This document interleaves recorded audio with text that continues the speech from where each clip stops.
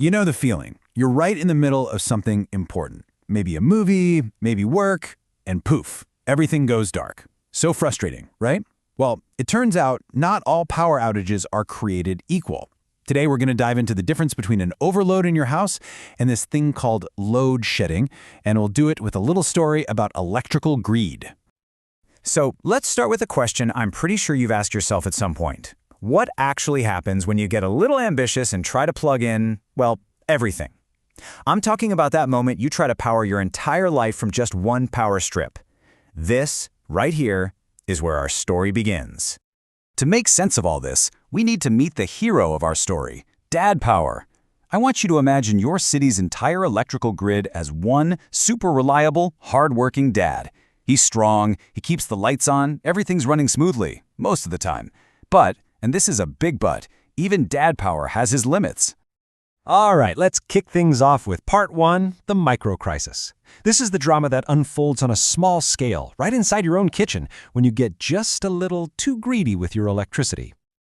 Okay, picture this. It's a chilly day, so you start by plugging in a big old space heater. It's sucking up a lot of juice, but so far, so good. Dad Power is handling it just fine. But then you start to feel a little snacky. It's nacho time, obviously. So you plug the microwave into that very same outlet. The demand on that circuit is starting to climb, and Dad Power is starting to break a little sweat.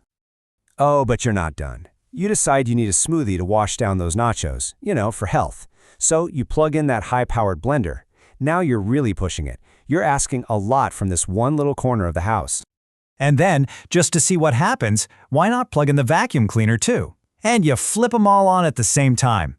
You've officially asked for the impossible. You've pushed Dad Power right over the edge. And that's the sound, that sudden, sharp, definitive click. And then, silence. The heater, the microwave, the blender, the vacuum, all dead. What you've just experienced, my friend, is an overload. So what happened? Well, you essentially handed Dad Power an impossible to-do list. And he took one look at it and just said, nope, not going to happen. It wasn't that he failed, it's that he just flat out refused to even try something so ridiculous. And here's the crucial thing to understand. An overload is a safety feature. It's built-in protection. You tried to pull way more power through a single wire than it could safely handle. So your home circuit breaker, think of it as this little automatic bodyguard in your fuse box, sensed the danger. And to stop the wires from overheating and, starting a fire, it did its job. It tripped. It's a tiny, controlled shutdown to prevent a huge, uncontrolled disaster. So, that's what's going on in just one house. But what happens when it's not just you trying to make nachos and a smoothie? What happens when the entire city decides to get electrically greedy all at the exact same time? And that brings us to Part 2, the macro crisis. We're zooming out from your kitchen to a full-on citywide power panic. The problem is exactly the same, but the scale, it's absolutely massive. Think about the hottest day of the summer. You've got literally millions of air conditioners running on full blast. Every single office building is lit up and humming. All the factories are chugging along at peak capacity. And then, to top it all off, everyone gets home and plugs in their electric car. The entire city is just screaming at Dad Power for more and more and more. And now the stakes are way, way higher. Dad Power is at his breaking point. If he actually tries to meet all of that demand at once, it's not just one little circuit that's going to trip. The whole system, the entire grid, could totally collapse. We're talking about a massive, uncontrolled blackout that could plunge the entire city into darkness for hours or even days.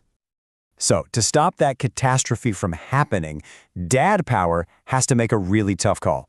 This is his big moment. He's got to grab a megaphone and take control of this out-of-control situation.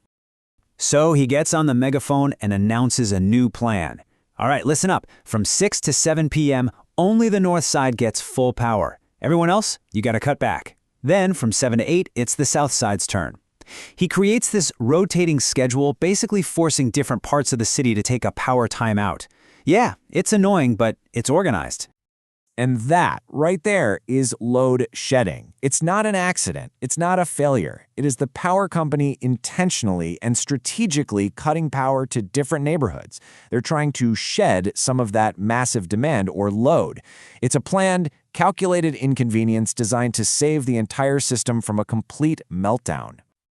Okay, so let's really break it down, side by side. What is the key fundamental difference between the overload in your kitchen and the load shedding happening across the whole city? Let's look at this. Over on the left, we have an overload. What's the problem? Your house is being too greedy. It only affects one little circuit in your home. And the action? It's completely automatic. Your circuit breaker trips all by itself. Its only goal is to prevent a fire in your house. Now, over on the right, we have load shedding. The problem? The whole city is being too greedy. It affects entire neighborhoods at a time. And the action? It's totally intentional. Dad Power, the power company, is stepping in and making a decision. And the goal is much bigger, to prevent a massive citywide blackout. One is a tiny automatic safety switch. The other is a huge, deliberate emergency plan. So what's the big takeaway here? An overload in your kitchen? Yeah, that's kind of your fault. But load shedding? That's kind of everyone's fault. So the next time the power cuts out for an hour on a scorching hot day, you'll know exactly what's going on. And hey, as our final slide so brilliantly puts it, you can now shake your fist at the sky and yell, "Thanks for nothing, Kevin!"